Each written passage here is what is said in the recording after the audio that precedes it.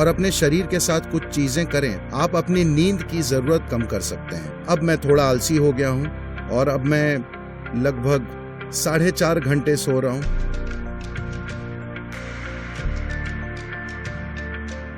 हमें किस तरह का खाना खाना चाहिए ताकि हमारा जीवन अपनी पूरी क्षमता तक पहुंच जाए, खासकर कॉलेज या स्कूल जाने वाले छात्र के लिए? तो भोजन कैसा होना चाहिए, हमें ये समझना चाहिए। भोजन कोई धर्म नहीं है, भोजन कोई संस्कृति नहीं है, भोजन बस इस मशीन के लिए ईंधन है। हाँ, स्वाद को लेकर सांस्कृतिक पहलू हो सकते हैं, समय के साथ भोजन पर धार्मिक रंगत भी चढ़ सकती है, लेकिन मूल रूप से भोजन इस शरीर के लिए ईंधन है। तो किस तरह के भोजन से ये अपने अंदर कम से कम संघर्ष से काम करेगा और ज्यादा से ज्यादा असरदार होगा? तो मान लीजिए आपने पेट्रोल कार खरीदी और उसमें डीजल भर दिया। ये फिर भी थोड़ा बहुत चल लेगी, लेकिन अपने बेहतरीन स्तर पर नहीं चलेगी। इसी तरह आप तरह तरह का खाना खा सकते हैं और फिर भी शरीर किसी तरह चलता है। लेकिन जिन संप्रदायों ने सावधानी से खाना खाया है, आप साफ तौर पर उनके काम करने के तरीके, बुद्धि के स्तर वगैरह में एक स्पष्ट अंतर देख सकते हैं। तो भारत में हमने अलग अलग लोगों के लिए भोजन अलग अलग तरह से तय किया। अगर आप मेहनत का काम करते हैं तो आप एक तरह से खाते हैं, क्योंकि आपको शारीरिक मजबूती चाहिए। अगर आप किसी तरह का व्यापार और दूसरे किस्म की गतिविधियां कर रहे हैं तो आप अलग खाना खाते हैं। अगर आप सैनिक हैं तो आपका भोजन अलग होता है। और अगर आप पढ़ाई, आध्यात्मिक प्रक्रिया और जीवन के सूक्ष्म पहलुओं में हैं तो आप अलग खाना खाते हैं। अगर आप पढ़ रहे हैं तो किसी चीज पर फोकस रहना सबसे बड़ी चुनौती होती है। वो कोर्स की बेकार किताब, मुझे माफ करें, The wonderful textbook. वो शानदार किताब जो लिखी गई है वो औसत बुद्धि वालों के लिए लिखी गई है। ये सबके समझ पाने के लिए है। ये बहुत बुद्धिमान छात्रों के लिए नहीं लिखी गई है। ये एक आम नुस्खे के रूप में लिखी गई है जो हर कोई समझ जाए। लेकिन कोर्स की उसी किताब को पढ़ना बहुत सारे लोगों के लिए कितनी मेहनत का काम है। उसे समझने के लिए उन्हें 10 बार पढ़ना पड़ता है। लेकिन आप बिस्तर में लेटकर एक प्रेम कहानी पढ़ते हैं, आपको हर शब्द याद रहता है। हाँ या ना? कैसे? तो आप में यादाश्त की कमी नहीं है, आप में फोकस की कमी नहीं है, बस इतना है कि कोर्स की किताब और आप में तालमेल नहीं हो पा रहा है। Working. तो आपको एक ऊंचे स्तर के फोकस, एक ऊंचे स्तर की भागीदारी की जरूरत है। और एक छात्र के लिए एक दूसरा बड़ा दुश्मन ये है कि ये किताब नींद की गोली का काम करती है। जैसे ही आप इसे खोलते हैं, सिनेमा जाते हैं तो आप 2 बजे तक जगे रहते हैं। 9 बजे किताब खोलते, उसी समय आप लुढ़क जाते हैं। तो नींद दूसरी बड़ी दुश्मन है। तो आप किस तरह का खाना खाएं ताकि शरीर में जड़ता न रहे? योगिक पद्धति में इसे हम ऐसे देखते हैं। तमस, रजस और सत्व की बात करते हैं। तमस का मतलब है जड़ता, रजस का मतलब है गतिविधियां लेकिन कोई संतुलन नहीं, सत्व का मतलब है पूरी तरह से संतुलित ऊर्जा।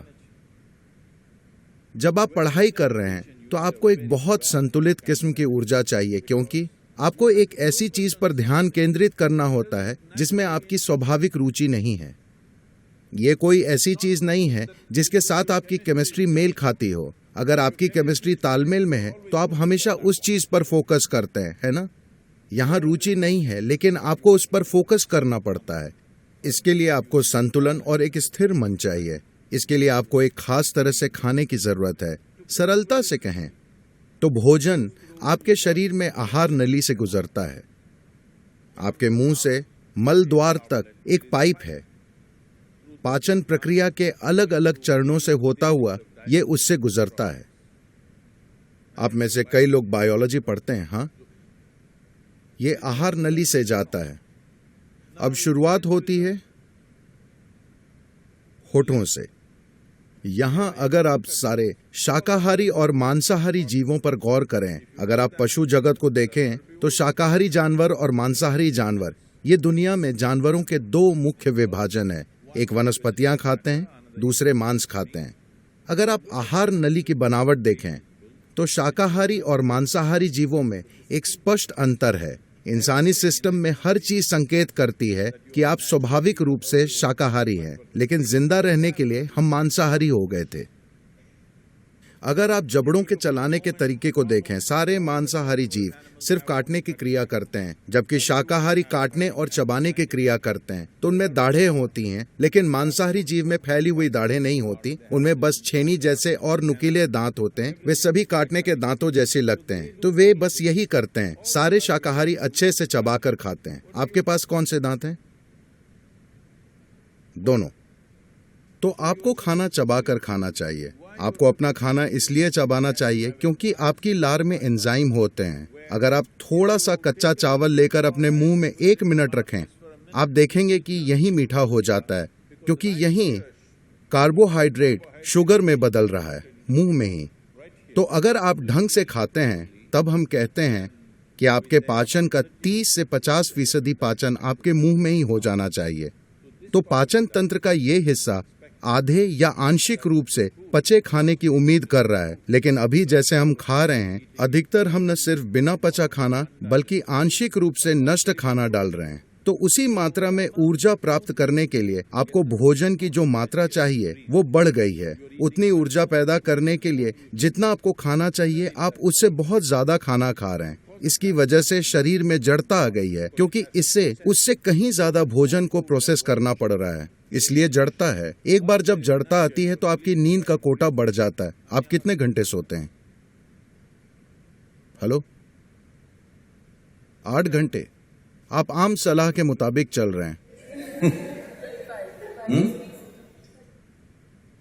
देखिए, ऐसा नहीं है कि आपको जबरदस्ती जागते रहना चाहिए, बात ये नहीं है। लेकिन अगर आप सही खाएं और अपने शरीर के साथ कुछ चीजें करें, तो आप देखेंगे कि 3 से 4 हफ्तों में आप अपनी नींद की जरूरत 2 से 3 घंटे बड़ी आसानी से कम कर सकते हैं।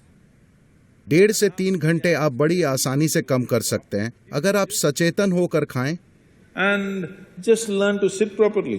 और बस ठीक से बैठना सीख लें। आपको पता है, बस बैठने की मुद्रा, आपके शरीर के ज्यामिति और सिस्टम में क्या जा रहा है, अगर आप बस इन 2 चीजों को संभाल लें तो आप देखेंगे कि आपकी नींद का कोटा कैसे कम हो जाएगा।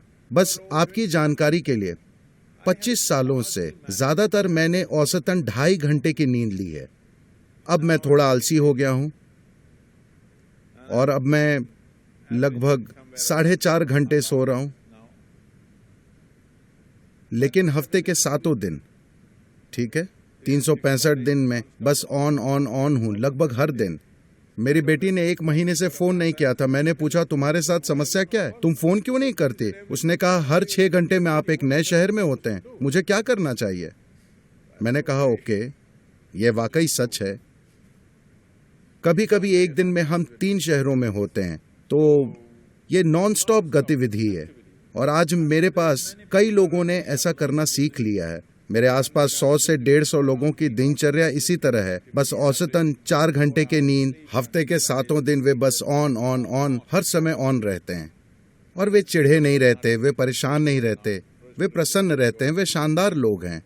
ऐसा इसलिए है, इसके कई पहलू हैं, लेकिन एक महत्वपूर्ण पहलू है भोजन। आप कैसे खाते हैं। सिर्फ यही नहीं कि आप क्या खाते हैं, ये भी महत्वपूर्ण है कि आप कैसे खाते हैं, क्योंकि भोजन एक जीवित पदार्थ है। आप सब लड़कियां एक आसान चीजें ये कर सकती हैं। अलग अलग स्वास्थ्य के मुद्दे हैं, जड़ता और फोकस का मुद्दा है। आप अपने भोजन का 40 से 50% हिस्सा कच्चे भोजन के रूप में लें, यानी ये जीवित हो। इसे जीवित कोशिका होनी चाहिए। ये सब्जी हो सकती है, फल, मूंगफली, अंकुरित चना हो सकता है। आपके द्वारा खाए जाने वाले भोजन में कम से कम 40 से 50% को जीवित होना चाहिए। आप मुर्दा भोजन खाते हैं और आप जीना चाहते हैं, ऐसा करना थोड़ा मुश्किल है, क्योंकि अब आपको मुर्दे को जगाना है। लेकिन अगर आप जीवित खाना खाते हैं तो आप देखेंगे आपकी मानसिक अवस्था, आपका फोकस और आपकी नींद का कोटा, और सबसे बढ़कर बस जगे रहना ही काफी नहीं है, आपको सजग रहना होता है ना? आप कितने सजग हैं, कितने केंद्रित हैं, उसी हद तक इस दुनिया में हर चीज आपको लाभ पहुंचाती है कि नहीं? आपके फोकस का स्तर ही तय करेगा कि दुनिया आपके लिए फायदेमंद है या नहीं, है ना? और जीवन का एक और पहलू, भोजन का एक और पहलू, जब आप कुछ खाएं तो उसका जेनेटिक कोड सरल होना चाहिए, मतलब उसका सॉफ्टवेयर बहुत सरल होना चाहिए। सब्जियां, फल, मूंगफली, अंकुरित चीजें वे बहुत सरल हैं। ज़्यादा जटिल का मतलब है जानवरों के मांस का कोड बहुत ज़्यादा जटिल होता है। मान लीजिए आप एक जानवर खाते हैं जिसमें कुछ मात्रा में भावनाएं और खुद का जीवन होता है। तो हम इस बारे में बात कर रहे थे, आपका शरीर बस याददाश्त का ढेर है, जिसका मतलब है ये एक तरह का सॉफ्टवेयर है ना? ये सबसे जटिल सॉफ्टवेयर है। इंसानी सॉफ्टवेयर धरती पर सारे जीवों में सबसे ज़्यादा जटिल सॉफ्टवेयर है। तो अगर आप एक जानवर खाते हैं, खासकर अगर आप एक स्तनधारी को खाते हैं, तो उसकी जटिलता वैसी ही होती है। शायद ये इंसान जितनी जटिल न हो, लेकिन उसी तरह की जटिलता, क्योंकि उसमें उसके अपने विचार और भावनाएं हैं। अब उस कोड को तोड़ने और अपने सिस्टम के साथ जोड़ लेने में आप पूरी तरह से सफल नहीं होते। तो ये आपके भीतर कुछ खास गुणों के लक्षण छोड़ देगा। आप उस कोड को तोड़कर अपना हिस्सा नहीं बना सकते, क्योंकि ये अलग और जटिल कोड है। अगर आप पत्तियां, सब्जी, फल, मूंगफली या अंकुरित चीजें खाते हैं, ये काफी आसान है। अगर आपको मांसाहारी भोजन खाना ही पड़े, तो आपको वो खाना चाहिए जो आपके कोड से सबसे दूर है। तो आमतौर पर मछली और पानी के जीव आपसे सबसे दूर हैं। तो अगर आपको मांसाहारी भोजन खाना ही पड़े, तो खाने के लिए सबसे अच्छी चीज है, आप समुद्र तट पर हैं, तो खाने के लिए मछली सबसे अच्छी चीज होगी।